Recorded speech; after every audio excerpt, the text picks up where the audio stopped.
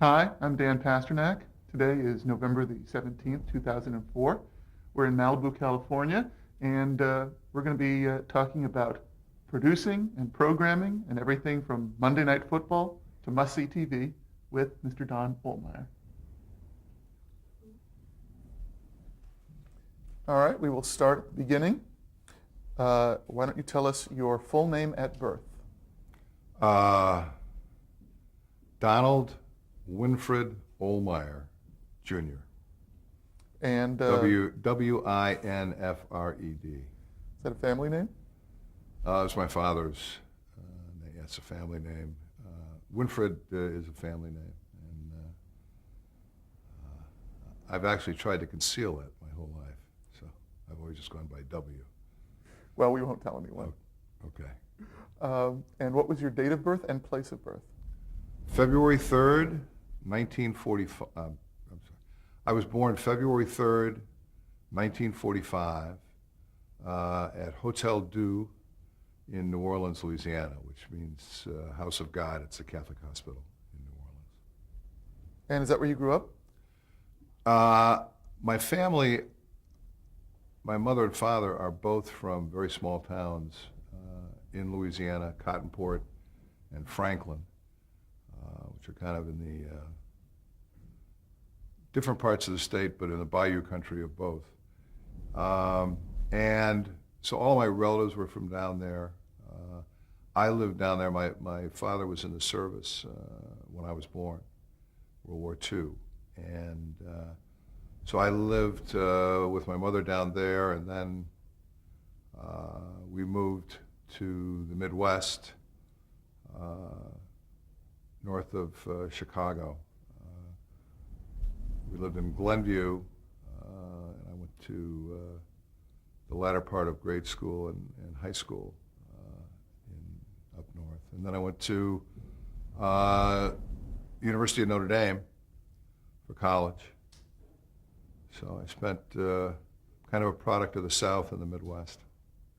Tell me a bit about your parents, your mother and your father. You said your father was in the service. Was he career military, or was it No. just for the war? No, my father was in the Army during World War II. He served in the Pacific. He was at Guadalcanal, and my mother was a physical education teacher. Taught phys ed at the high school that I went to. Was the head of the physical education department at the high school that I went to, which was always made it sometimes uncomfortable, particularly if I was dating a girl that was in my mother's class and she wasn't doing too well in phys ed. And my mother was a real tough cookie. She became athletic director at the high school, the first women's athletic director, female athletic director, I think, in the state of Illinois. Quite a strong feminist in her own way. My father was a chemist. He was a brewmaster for Fox Deluxe Brewery in Chicago, and then he had a number of he was involved in a number of small companies, but they had a very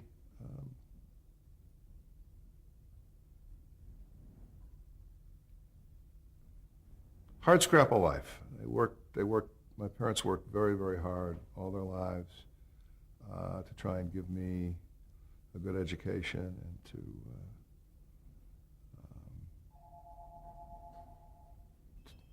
to try and give me some of the advantages that I wouldn't have had were it not for their sacrifices. So I'm very grateful to them for that.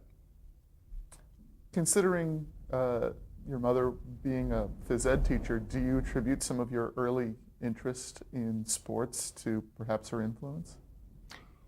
Well, she was very interested in sports. My father was very interested in sports. He was a tennis player. He'd been a boxer. He played baseball. He was a little league coach.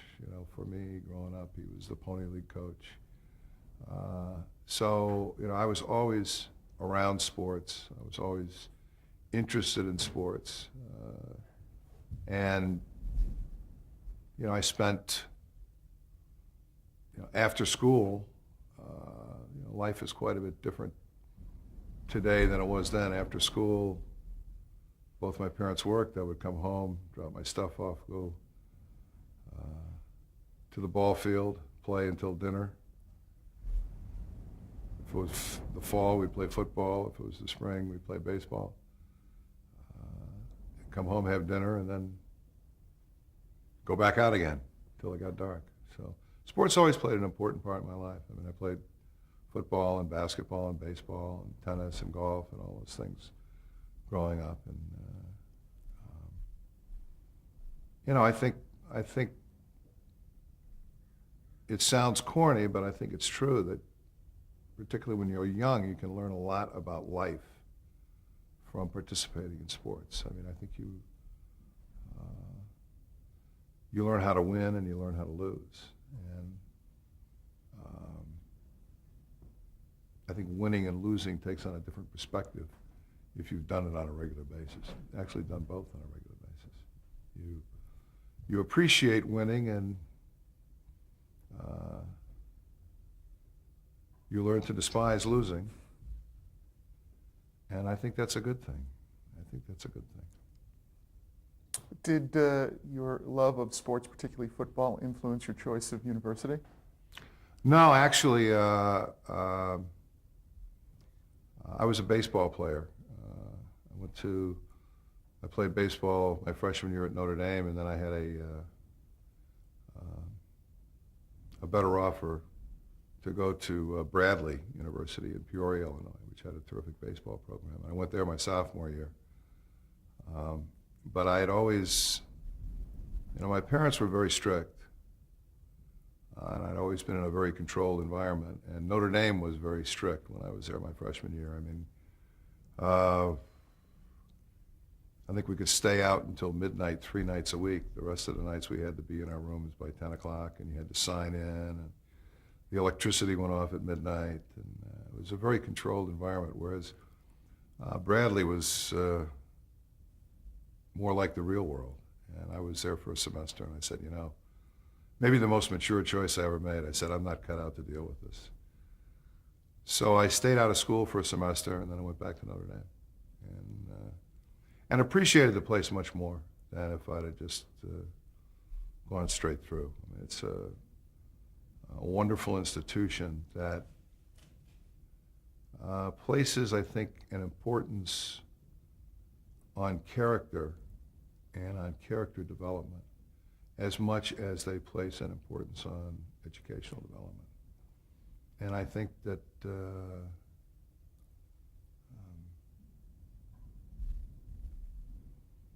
understanding and appreciating character, I think, is important in whatever business that you go into. I think it's particularly important in the entertainment business because I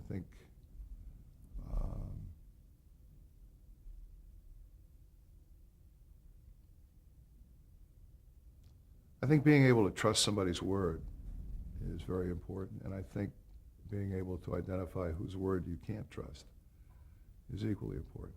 And I don't think that it's easy to do either one if you haven't had somebody work on your character. Interesting. Yeah. A bit about television. What was your interest, even just as an admirer, a viewer of, what was your interest in television growing up? Favorite shows, awareness of, et cetera? Well, I always remember, marveling the first time I saw television. I mean, it was probably, 1952, I think, probably the first time I remember seeing it. And I loved, like I think most kids, I was mesmerized by it. Everything from Ramar of the Jungle and Rin Tin Tin and Hopalong Cassidy and The Lone Ranger. I kind of grew up on those shows. I kind of grew up on that evolving aspect of television. And then I also remember as a kid watching the political conventions and being mesmerized by that. Not necessarily totally understanding what I was watching, but it seemed like there was a lot of exciting things going on. And I think that influenced my interest in better understanding how television could convey events. I think from seeing the political conventions and then watching sports. It was always a great experience. I always enjoyed, my father and I would watch together, and that was some good time that we would spend together watching baseball or football or whatever, boxing, Friday night fights. I remember watching the Friday night fights and then, putting on a pair of shorts and my little boxing gloves and pretending I was a boxer. Getting tips from my dad on how to box. So I think television is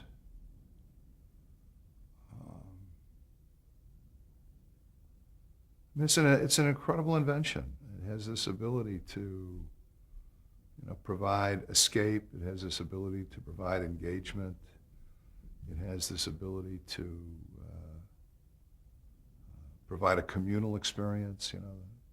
The kind of gathering around the fireplace, a familial experience, and it also provides this companion that can combat loneliness when you're by yourself. And I think it's interesting how television has changed since I was growing up. From being much more a communal experience. In general, in the 50s and 60s, people had one television set. And so they would gather around and find a program they could all watch. As you get with the advent of cable in the 80s and 90s and now the 21st century, televisions are so inexpensive. There's multiple sets for multiple people dispersed to their different viewing places. And so in a way, it's not that communal experience except for major events like the Super Bowl or, on a weekly basis, certain shows. And so as that's changed, I think the country's changed. Or maybe the country's changed and that changed with it, I'm not sure. Now, did you ever have designs as a young person to get into television as a profession, or what did you think you were going to do once you got out of school? I think my senior year in college, my greatest ambition was to own a bar and write the great American novel. I think I didn't have much ambition. Hemingway fantasies, maybe? I probably had some Hemingway fantasies. One of the places that I applied to work was the Associated Press. Wanted to be a foreign correspondent. I thought that would have been really interesting. But then I kind of stumbled into working for ABC Sports. Let's talk about that. Now, was that your first job after you got out of school? Yeah, working for ABC Sports, I'd worked all my way through school. I've worked since I was about, I think, 12, doing something. Either mowing lawns or babysitting or delivering papers or working in a gas station. I did all that stuff as a kid. And then I worked in college. I worked at a jewelry store. I worked as a bartender. I worked as a bouncer. But where I got my most money was hustling pool. And I was in this bar one night in South Bend, and this guy came in, and we started talking, and we started playing pool. I think I won about $20 from him, I was ecstatic. I mean, that was like a week's worth of high living. And we sat down, we were having a beer, and started talking, and he was from ABC Sports. And he was in town to produce the Notre Dame-Purdue football game that weekend. And he said, you're a pretty good pool player. I said, well, I was lucky. He said, no, I think you're pretty good. He said, I'll tell you what, I'm going to bring a guy in tomorrow night, and if you beat him, I'm going to give you a job over the weekend. I said, you're going to give me a job doing what? He said, well, you'll be a gopher. I said, what's a gopher? He said, well, you go for coffee, you go for donuts. I said, what does a gopher make? He said, $25 a day. Well, I thought I had died to go to heaven, so I come in the next night, and he brings this guy in, and we talk and have a beer and start playing pool. And I think I beat him for like $200, which it was the most money I'd ever won in my life. But he just kept wanting to play double or nothing. And so they gave me a job working that weekend. And then when they would come back to the Midwest to do other events, games, or Wide World of Sports things, they'd call me, and I would hitchhike to wherever they were, and I'd work as a gopher on the weekend and make some money. And then in April of '67, a guy called me and said, would you be interested in working for ABC Sports after you graduate? And I mean, I'd never even thought about that. I mean, this was just like a way to pick up some money. And it was going to involve moving to New York, which I was not interested in doing too much. I got married my senior year in college, and my former wife was from Scarsdale, New York, so she thought this was fabulous. So she convinced me I should take the job. I told her, I said, I'm not sure this kind of a job would be good for a young guy married, but no, this will be great. So we moved to New York. I took the job. 14 months later, I started directing network television shows. Now, what was the job when you got there? And 14 months later, I started directing network television shows. And then the punchline to the story was, 6 years later, I was producing Monday Night Football, and directing Monday Night Football was Chet Forty, who was the guy whose brains I beat playing pool that night in Southland, Indiana. And I never quite had the courage to ask Chet whether the reason they kept calling to invite me to work on the weekends was because I was a good worker, they thought I was smart, intelligent, or he was just wanted to chase his money. Because, Chet, God rest his soul, died a few years ago. I think I probably won over the years $10,000, $15,000 from him playing pool.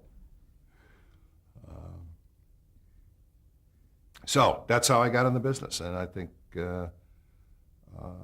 I went to ABC Sports as a production assistant, and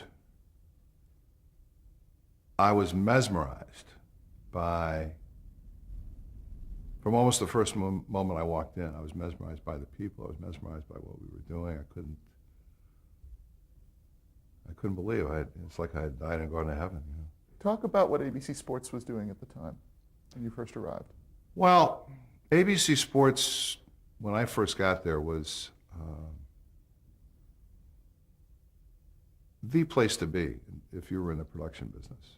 We were doing all the stuff that was considered innovative because we didn't really have any of the big events. We didn't have NFL football. We didn't have Major League Baseball. We had college football. We had the NBA, but that wasn't that big a deal in those days. And Wide World of Sports. And then in '68, we did the Olympics. And that was really kind of the first break for me, in a way. I mean, I didn't find out until years later. But I'd been there about a year, and the guy who was the head of production didn't really like me. And there was an associate director's job that came open. The associate directors were on post-production shows, they would do the editing. On the live shows, they basically would do the coordination, the insertion of the commercials, either from the remote or from the studio. And one of the guys who was an associate director just before the Olympics happened went to work for news because he could make more money working at news. And so this guy who was the head of production, who didn't particularly like me, thought I was a wise guy, offered me the job as an AD because that was like a place to bury somebody. You know, it was like there were guys who were associate directors who'd been associate directors for 30 years. And I was really fascinated with post-production, and that's why I really took the job, against a lot of people's advice about how it was a career ender for me. But I said, you know, every little move in life broadens your life experience. And I think I've been blessed with a curious mind. I think, you know, if somebody were to say, why do you think you've had whatever success you've had, I'd say, I think because I had a curious mind. I was always curious about what was around that next corner, how to do something better. But anyway, so I took the job as an associate director, and the guy who was the head of production also assigned me at the Olympics the worst possible assignment, which was the tape room in the control studio. You know, you never got to go to any of the remotes. You never got to see any of the events. You worked from 6 in the morning till 2 in the morning, you know, in this little, you know, it was like being in the boiler room of a destroyer. But I loved it. You know, I was doing what I really was enjoying doing. I mean, we'd take these events in, we'd edit them, we'd put them all together. I was learning. I learned from the tape operators. I learned from the other ADs. People were incredibly generous with sharing their information because they knew I was interested and passionate about what I was doing. And I mean, we'd get finished working, I'd grab a guy, go buy him a cup of coffee, have him tell me why he did it the way he did it. And that's, I think, to me, really the way I learned. And I didn't find out until like 10 years later. Rune Arledge and I were talking. He was the executive producer of ABC Sports. And we were talking late one night when I was thinking about leaving to go run NBC Sports. And we got very much into our cups of wine and reverie. And Rune was telling me, he said, you know, he said, I really don't want you to go, but if you go, I think you'll do terrific. And he said, I'll never forget the first time I realized you worked for me, which was when we were in Mexico City, and you were in the tape room, and you know, I saw the way you reacted to being under pressure and to doing stuff. And in the back of my mind, I said, this kid will be a star. And from that point on, he took an interest in me because he thought I could deliver for him. And so this guy who thought he was burying me actually gave me the greatest entree I could possibly have, because, I mean, the opportunity to kind of study at the foot of the master with Rune, I developed a tremendous relationship with him. I mean, he was in many ways he was, you know, a second father to me. I could go into his office anytime I wanted to, which, you know, people were like, you know, they would wait to be invited into the inner sanctum, and I just, you know, I was always a brash guy anyway.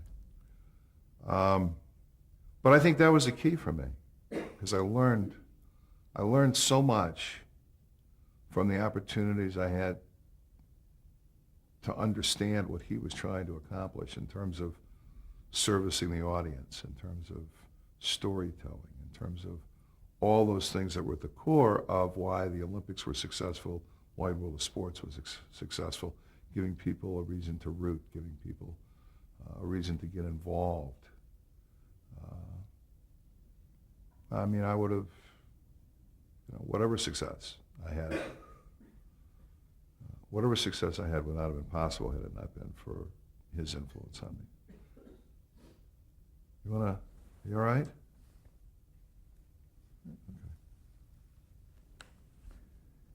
So now this was the '68 Olympics where you were working in the tape room and Rune Arledge first took notice of you. Mm-hmm. Any notable memories from working that '68 Olympics? Oh, yeah.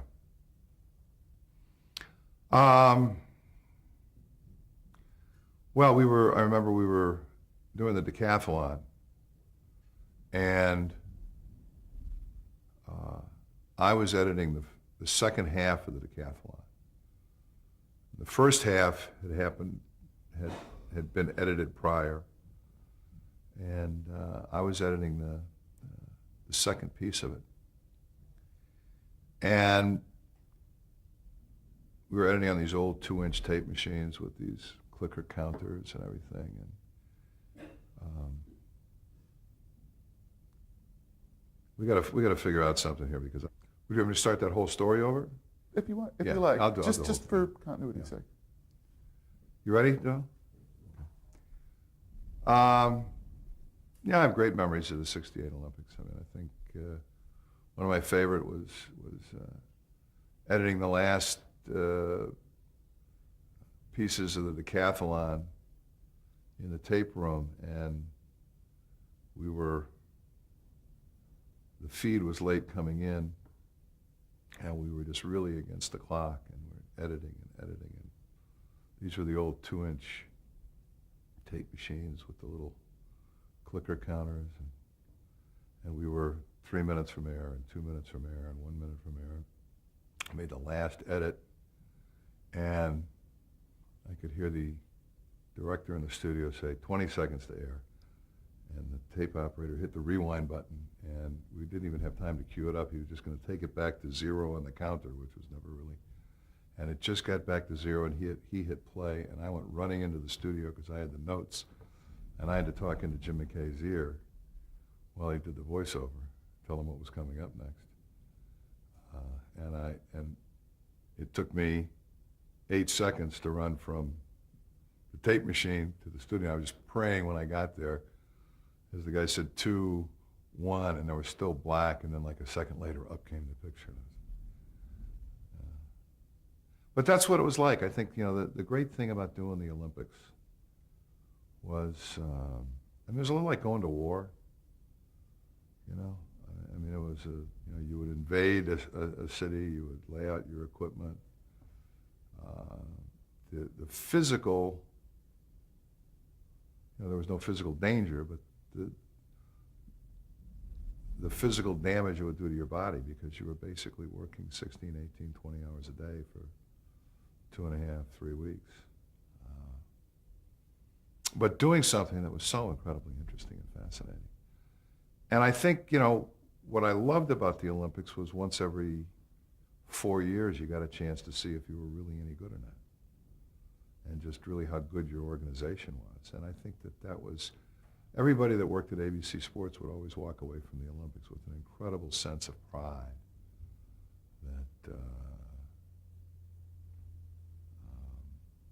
that we were professionals, that we knew what we were doing. And we had the Olympics for a long time, and then one of the other networks got it, and I'll never forget, they did such a bad job. I think it was for the Chicago Tribune, started taking up a collection so that ABC would never get outbid for the Olympics again. We always used to feel good about that.